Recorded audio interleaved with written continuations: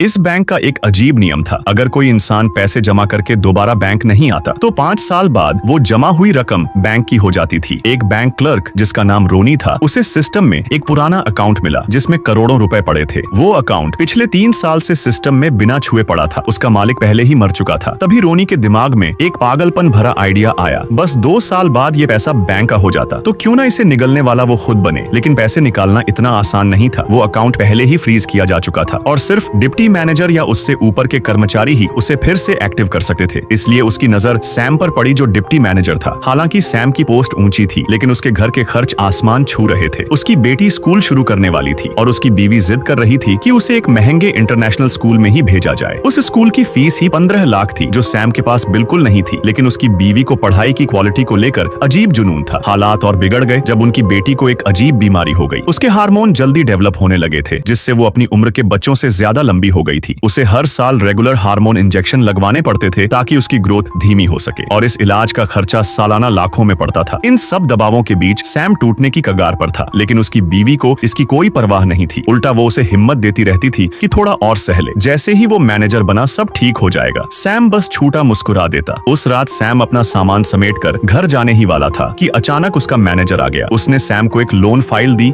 और कहा कि इसे जाने से पहले देख लेना। सैम मना करने की हिम्मत नहीं कर सका। तब मैनेजर ने अपने अकाउंट से लॉगिन किया और ऑफिस से चला गया। फिर उसने मोबाइल उठाया और अपनी बीवी को फोन कर कहा कि उसके बिना डिनर कर ले। जैसे ही सैम ने फोन रखा, रोनी भागता हुआ अंदर आया और सैम की मदद करने की पेशकश की। रोनी ने बातों ही बातों में माहौल बदल दिया और बोला कि सैम बहुत मेहनती है, हमेशा सबसे पहले आता है और सबसे बाद में जाता है। उसने अपनी जिंदगी के 10 साल बैंक को दे दिए, लेकिन बदले में कुछ नहीं पाया। जो मैनेजर की पोस्ट उसकी होनी चाहिए थी, वो किसी सिफारिश वाले को मिल गई। ये सुनकर सैम ने बस मजबूर होकर मुस्कुरा दिया। उसी वक्त रोनी ने मैनेजर के अकाउंट से एक फाइल खोली। बैंक के नए एआई सिस्टम ने सैम को अनक्वालिफाइड रेट किया था। सैम हैरान रह गया। उसे यकीन नहीं हुआ कि सालों की मेहनत के बाद अब उसे बेरहमी से बाहर किया जा रहा है। तभी रोनी ने सही मौका देकर उस पुराने अकाउंट की बात छेड़ दी। आगे की स्टोरी और भी ज्यादा इंटरेस्टिंग है। कमेंट करो, पार्ट 2 वीडियो मिल जाएगी।